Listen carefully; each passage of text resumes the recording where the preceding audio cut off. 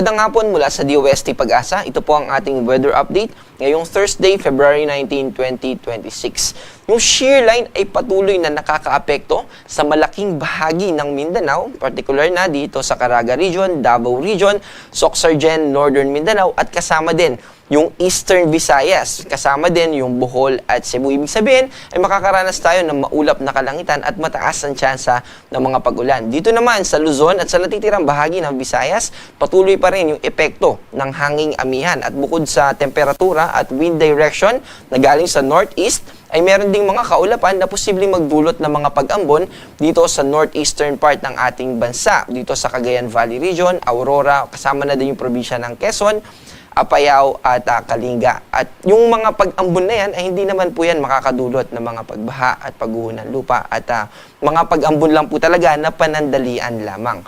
At para sa magiging forecast natin bukas, mananatili yung impluensya ng amihan kaya magiging maulap pa rin at nandun pa rin yung tsansa ng mga pag-ulan dun sa mga binanggit natin na lugar. Kasama yung Cagayan Valley Region, Apayao, Kalinga, Aurora at probinsya ng Quezon. Pero dito sa Metro Manila, generally yung western side ng Luzon ay mas mababa na yung tsansa ng mga pag-ulan. Malaking posibilidad na magkaroon tayo ng clear sky condition o mga time na kung saan ay relatively hindi natin makikita yung mga kaulapan na tipong ito yung mga magdadala ng mga pag-ulan. At yung mga uri ng clouds na associated dito sa amihan ay high-level clouds. So yan yung mga parang mga bulak o cotton na tinatawag natin ng mga cirrus stratiform na mga clouds. Ang agwat ng temperatura dito sa Metro Manila ay 22 to 30 at sa Tugigaraw naman ay 23 to 30 at sa Legazpi ay 24 to 30.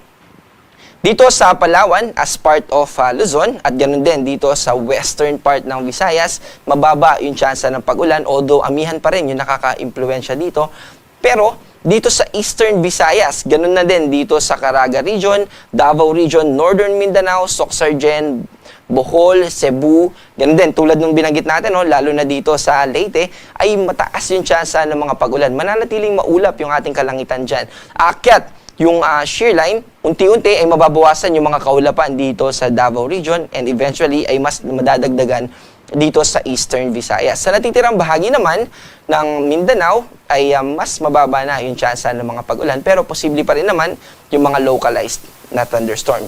And dahil dito sa shear line ay may nakataas tayo na weather advisory. Ito yung mga lugar na kung saan ay makakaranas tayo ng mga pag-ulan na at least 50 millimeters. Itong orange sa Surigao del Sur, ibig sabihin 100 to 200 millimeters na pag-ulan yung posible nating maranasan sa susunod na 24 oras simula ngayong 5 p.m. hanggang bukas ng 5 p.m. Ang ibig sabihin ng orange ay posible yung mga kalat-kalat na mga pagbaha. At dito naman sa yellow, 50 to 100 millimeters na pag-ulan, posible yung mga localized floodings. Pareho po, orange and yellow ay posibleng mag-trigger ng mga pagguho ng lupa, lalo na kung tayo nakatira sa mga bulubundukin na lugar. Yung mga naka-gray naman, hindi ibig sabihin na naka-gray po siya, hindi na tayo makakaranas ng mga pag-ulan.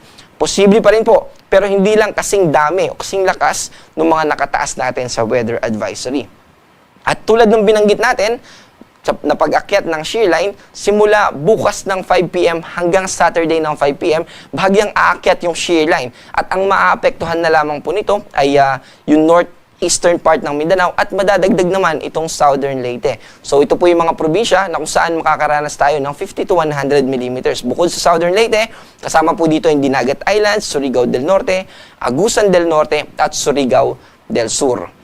Unti-unti rin naman na mas hihina pa itong shear line sa mga susunod na araw. Sa kasalukuyan ay wala pa rin tayong nakataas na gale warning. Good news po yan. At kasabay din yan yung bahagyang paghina ng hanging amihan in terms of wind speed o lakas ng mga hangin. Pero gusto pa rin natin pag-ingatin yung mga kababayan natin. Kung maliit na sasakyang pandagat yung ating gagamitin, mag-ingat pa rin po tayo. Posible pa rin na umabot ng hanggang 3.4 meters yung taas ng alon na pwede nating ma-encounter.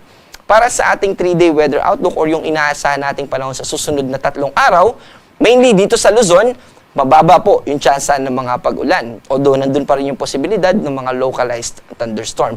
Dito naman sa Visayas, sa Central and Western Visayas, dito sa Cebu, at ganoon din dito sa Iloilo, ay mababa yung tsansa ng mga pag-ulan. Pero dito sa Tacloban City, simula Saturday hanggang Monday, ay mananatiling maulap yung ating kalangitan. Generally, yung Eastern Visayas po yan, mananatili dyan yung shear line na kung saan ito yung magdadala ng maulap na kalangitan at mataas na tsansa ng pag-ulan. Tulad din ng binanggit natin kanina, dito sa Mindanao ay magiging mababa na yung tsansa ng mga pag-ulan. At yung shear line ay mainly aakyat at yung Eastern Visayas na yung pinaka-maapektuhan. Hanggang kailan nga ba nangyayari yung shear line? So yung shear line po ay nangyayari kapag meron tayong amihan.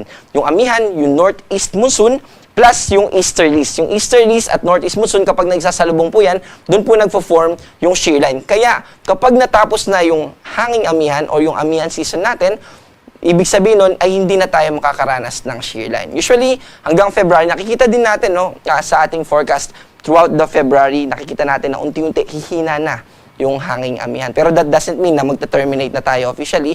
Usually, March po talaga tayo nagta-terminate ng amihan, pero yung occurrence o yung mga shear line na mga pangyayari ay usually talaga ay during northeast monsoon yan. December, January, at yung February naman ay unti-unti ay mababawasan na. Lalo na sa March, mas bababa na yung chance na magkaroon tayo ng shear line. Ang ating araw ay lulubog mamayang 6:02 at muling sisikat bukas sa ganap na 6:18 ng umaga. Ako po si John Manalo. Ang panahon ay nagbabago kaya maging handa at alerto.